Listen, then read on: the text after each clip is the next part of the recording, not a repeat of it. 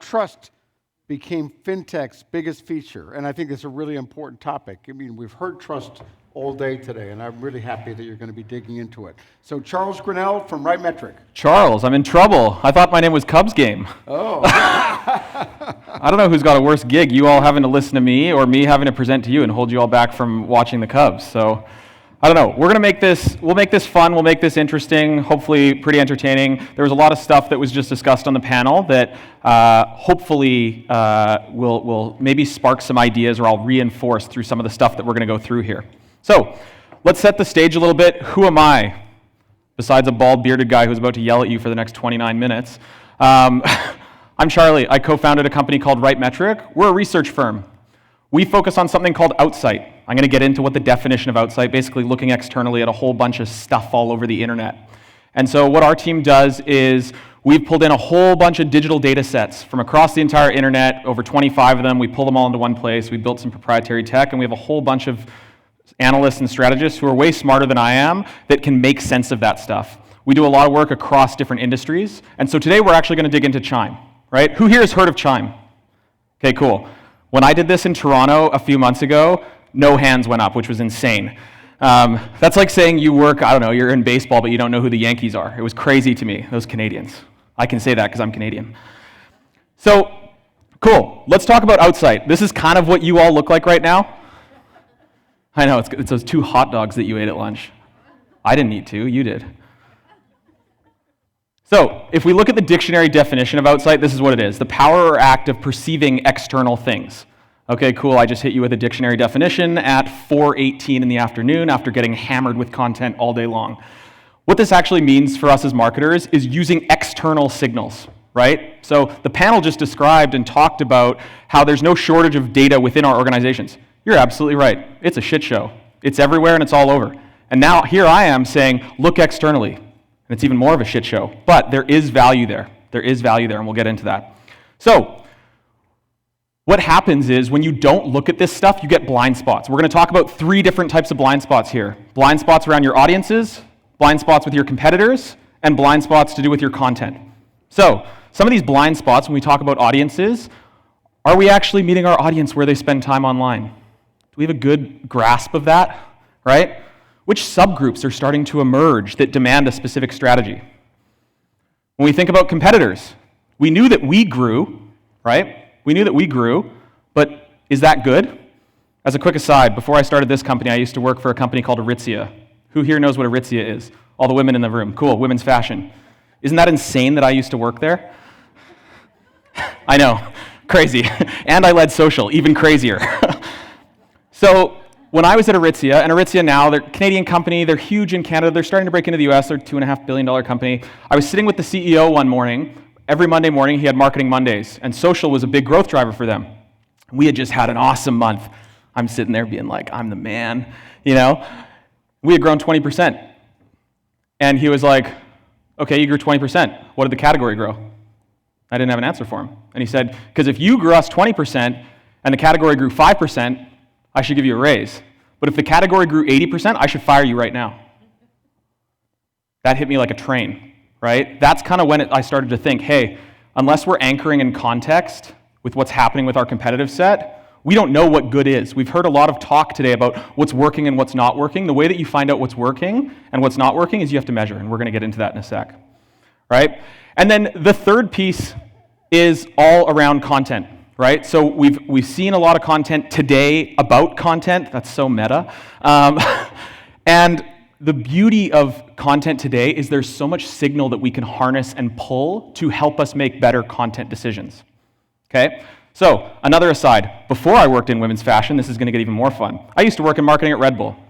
So I worked 3 years in Canada and then 2 years at the global headquarters in Austria. My role in Austria was the global head of social sports at Red Bull. We were freaking huge. We still are, they still are huge. But when I left in 2017, we had 1,000 social media managers around the world.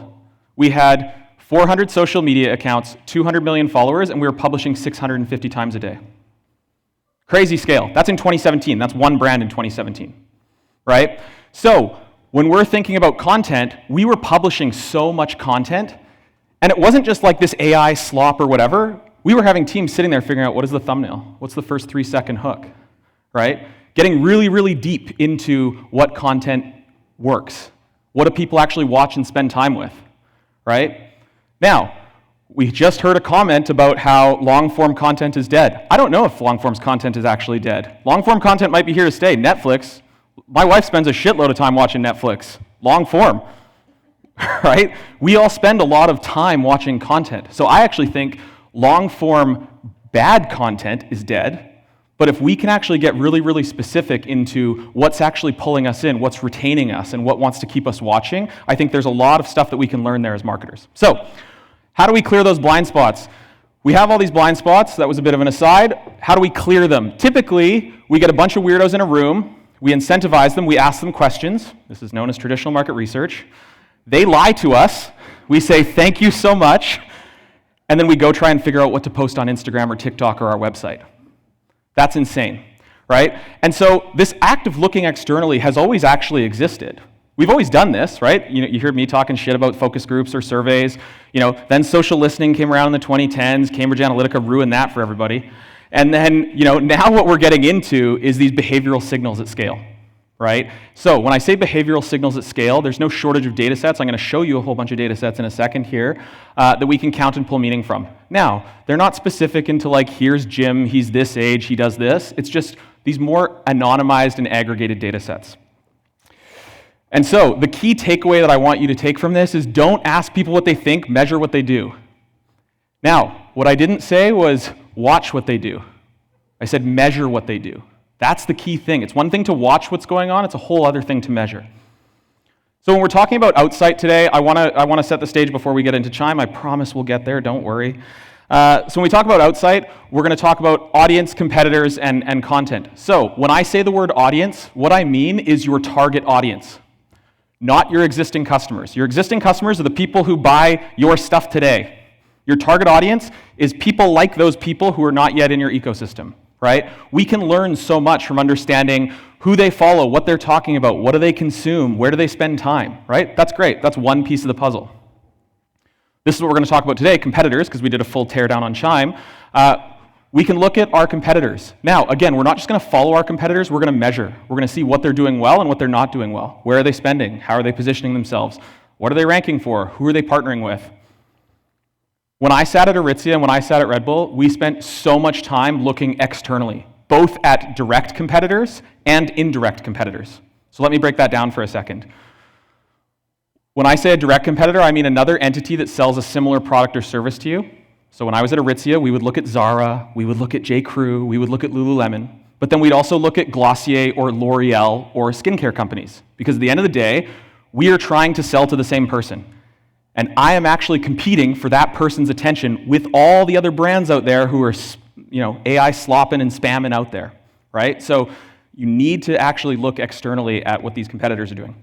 And then from a content perspective, I talked about this a little bit earlier, we can start to see what's working, what's not working, where it's posted, how often it's shared, right? So there's so much signal that we're going to be able to pull from content now. So you're probably going, okay, cool, Charlie, you've just smacked me in the face with a whole bunch of stuff. How do you get this?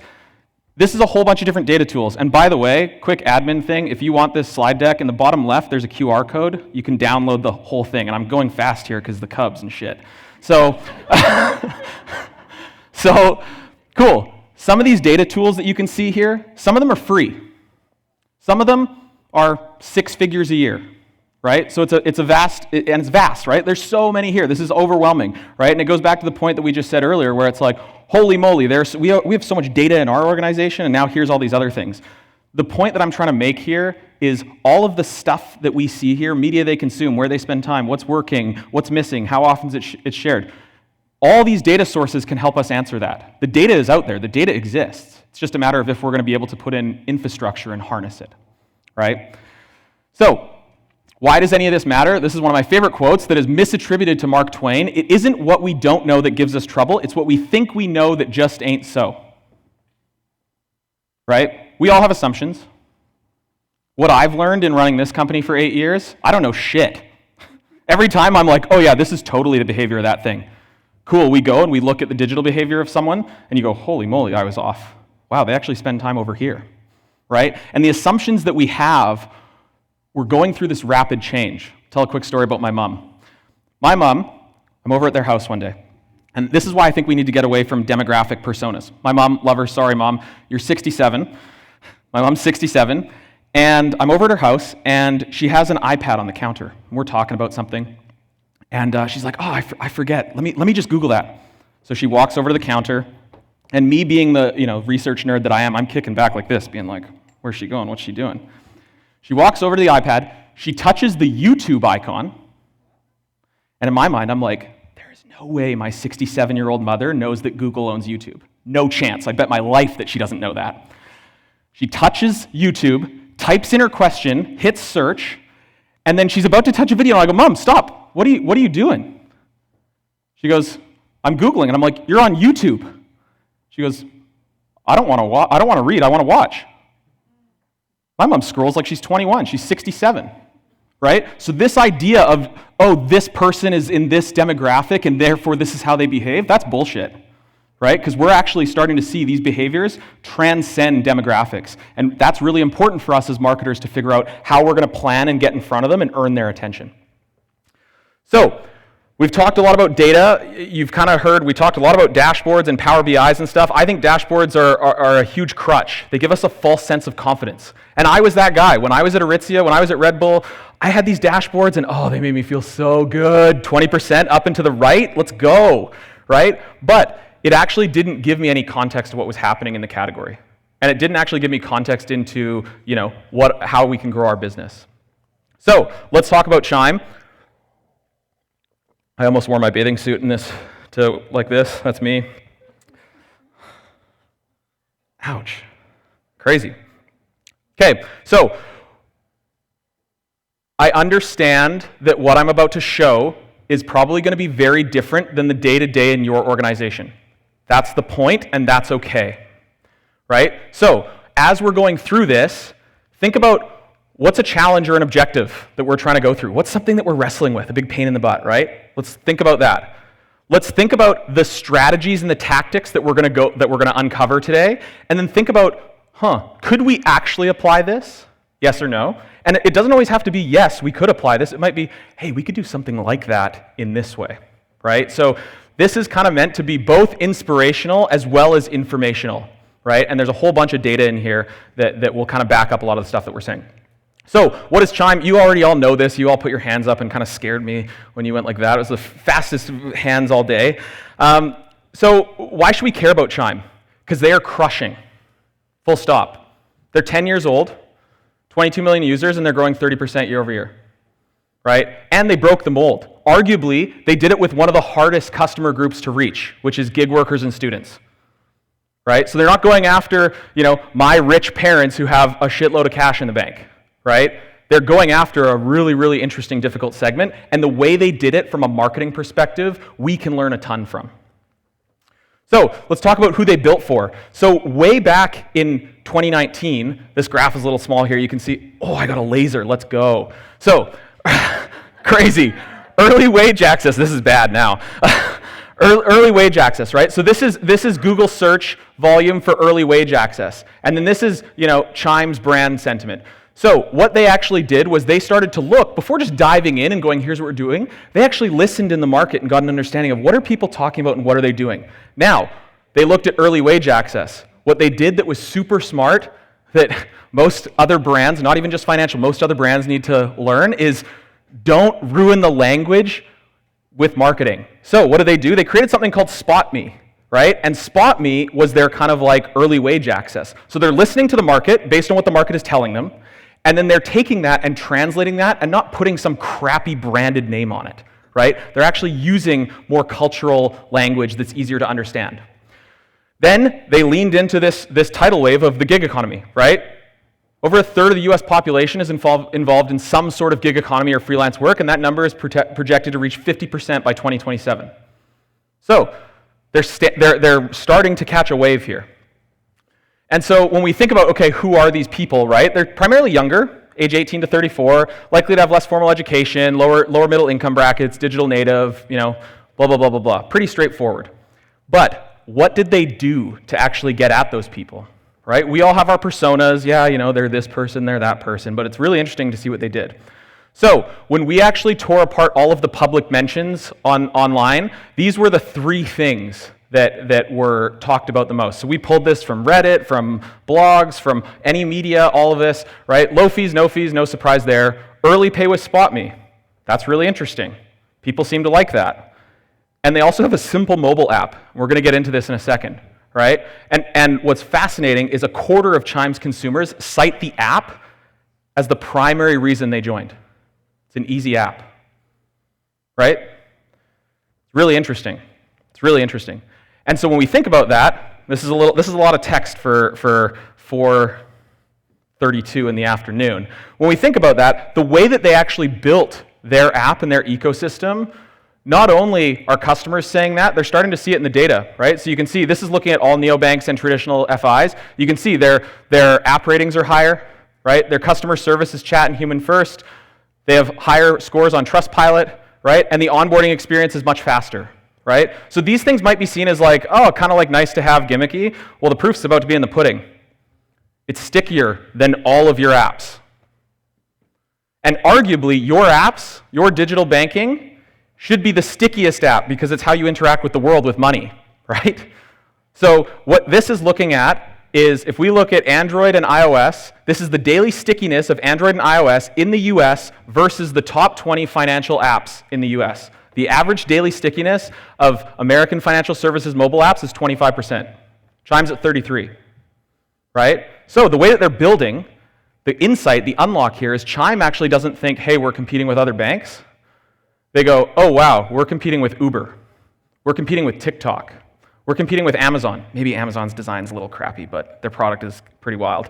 But they're starting to build these experiences on par with the best digital experiences in the world. And there's a learning there for all of us. So let's talk about content. And again, this is an abbreviated version. I think the full version of this is like 80 slides long. So if you want to really get into the data, it's going to be there when you download it. Content. Content is the thing that makes the world go round. So what you'll notice is Chime doesn't sound like a bank. Anybody here follow Chime on social? Nice. Okay, 2. Sweet. Well, it's better than 0. This is what their content looks like organically. See some of you going like, holy shit, that's crazy. What's really interesting is they deeply understand who they're trying to reach. Right? The content that they're producing, this looks like a meme page or like a media company, right? No, this is actually who you're competing with.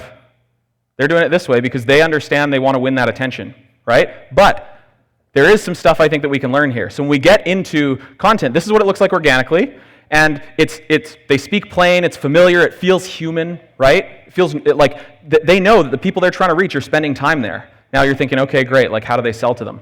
Well, this is what their advertising looks like. Right? So this is their top ad creative by spend across Meta. Now, this is the difference. Right? 2 completely different experiences. So they only actually start to put this like buy now, get $200 free. They only do that with ad spend behind. Because they know if they do it organically, it's like trying to ask someone to come home with you on the first date. Doesn't go so well. Right? So what do? Their organic content is actually content that is valuable. When I say valuable, it's entertaining, it's informative, it's educational, right? And it's true value. Whether you bank with Chime or not, you'd spend time with this stuff on the right. And their audience does spend time with that stuff on the right. Right? So this idea of having these 2 different things, one tactic that we used to run at Red Bull and at Aritzia when I was there, what we would do is we treated our organic social like our Petri dish. So we were just hammering content and different tests into organic social. Let's just publish this. And what we did was we established a baseline, and if anything that we put out there went over the baseline, it automatically got ad dollars behind it. Because if it performs well organically, you know it's going to rip when it comes to paid. Right? So this is such an amazing, and it's pretty low cost to do, especially with some of the crazy AI tools that are coming out. There's going to be ways where we're going to be able to start testing a whole bunch of different organic content. We use that as the Petri dish, right? Then you can use that to scale paid. What's really interesting here, though, is that you can see the difference in strategy from what Chime did. So this is kind of just a little bit more detail. We're going to skip through this. You can download the slides and get it. So where neobanks are headed and what to do next. The future is going to actually belong to moving with culture. I got into a debate with a customer of ours, a Canadian customer of ours, who was talking about like, yeah, you know, Charlie, like that's what these little young people are doing. And I politely reminded him that we are about to go through the biggest transfer of wealth in the history of the world, right? So that little Gen Z 20-year-old, when my parents croak, when my parents die, I am going to be rich. I'm 35. When the 25-year-old kid who's scrolling TikTok and has ADHD, that person is probably going to be rich soon if they have parents, right? So think about it in that way. Like, this actually does matter. It isn't these young kids or whatever. Like, this is where the world is actually going. And we're about to see this huge wealth transfer, right? So think about it now. And I know it's hard because we have to report quarterly earnings, all that sort of stuff. I get it. But like, how are we actually still doing that stuff in the short term while also building for the longer term? So kind of some strategic things to keep in mind for traditional FIs here. Chime isn't new, it's a decade old, but this approach is new, right? The real innovation actually isn't tech, it's they've deeply understood who they're trying to reach. And then they've built that ecosystem and all of that tech in a way so that it emotionally resonates with the people that they're trying to reach, right? And so this is the chance to kind of reframe the conversation. So, number one, understanding your audience. And I mean like deeply understanding your audience, right? Don't have these persona decks from 5 years ago where it's like, this is Charlie. He's a 38-year-old blah, blah, blah, who does blah, blah, blah, blah, blah, blah, blah, right? Let's actually get specific and understand who are these people and how do they behave? Where do they spend time? And the good news is, we do so much on our devices that we can get a really good understanding of what people will do in the real world based on what they do on their devices. You want to know why? Because there are things that we do on our devices that we will never say out loud to another human being. You want to show me your search history? Anybody? Everyone's like, no, screw that, get away from me. You go first, right? And so understanding your audience is deeply, deeply important. And so think about what you're saying to them, right? And think about that. We talk about customer lifetime value. We do. I've heard it here today, customer lifetime value, customer lifetime value. Great. Then why are you telling them to sign up for a credit card on the first date? That makes no sense, right? And we see this all the time. Now, also building in emotional utility into your product, right? So when you actually break down the needs and emotions of your customers, you can translate these into product, and what you can see is what Chime did here. So the need and emotion, I need money now. Okay, cool, we're gonna build you early pay and spot me. Typical bank, overdraft, right? A little different, right? So the way that they talk to their customer, that language, the way that they approach everything is deeply rooted in understanding the people that they're trying to reach and speaking to them and communicating to them like any good brand does in a language that they understand, right? And so finally, platform strategy. Don't just be on all the big platforms. You need to fish where the fish are. Charlie Munger, Warren Buffett, fish where the fish are, right? We need to do this as marketers. So that might mean, hey, we should explore Reddit. We should explore XYZ platform. We should maybe think about spinning up a TikTok account. Everybody here, does anybody here have a TikTok account? How do we feel about TikTok? Thumbs up, thumbs down, okay-ish, couple people thumbs down, interesting, right? So just keep in mind, consumers are comparing you to the last best digital experience that they had. And oftentimes the last best digital experience they had isn't in banking. It's not a shot at anybody. It's just it's very, very competitive to earn someone's attention. And so I want to leave you with this, key takeaways. So number one, real growth starts with real people. Build for audiences based on actual behavior, not made up personas. Go where that trust is being built. Create content that drives connection. So please, please, please start to experiment with your content. I think compliance or brand is always used as a crutch in many industries, financial services being one of them. I think there's a way that we can push the envelope without getting sued or in trouble. And so we see that there are examples of this. Chime has been able to do this, right? And you don't need to be a neobank to think like one. And what my narrative to you here today isn't go be like Chime. It's what can we learn from Chime, right? There might be one or two things in here that we can learn from Chime, and you're not going to have it figured out all overnight. No brand is. I get it, right? It's simple, not easy. It's pretty straightforward, but I understand that there's a whole bunch of competing priorities in organizations. And so I think what's cool about this, though, is you can actually have examples here now to show and say, hey, this is interesting, because oftentimes you might have had ideas like this, but you weren't able to execute them and get them off the ground. Chime has been able to execute them, and their business is growing, right? So that can also sometimes be really valuable ammunition to be able to bring to the table to unlock budget, unlock approval, etc. And so, one more thing. We've never done this before, but we're going to give away free rival reports to everybody. So if you go to this site, or if you scan this QR code, you'll get a copy of this deck, you'll get a copy of the deck that I'm presenting, and then you'll also get a free rival report. We sell these rival reports for $20,000. We spend high seven figures, millions of dollars a year on the data. We're giving them away for free. So yeah, I'm going to leave it there. If you want to connect with me, I'm going to be here answering questions. I'll be at the happy hour answering questions. If you don't want to ask questions in front of a large group, you can send me an email. Totally understand. I won't be offended. And yeah, with that, I will make sure that our lovely MC has his mic back on so that he can... Any questions? Any questions? Can I get a copy of your book? Sure.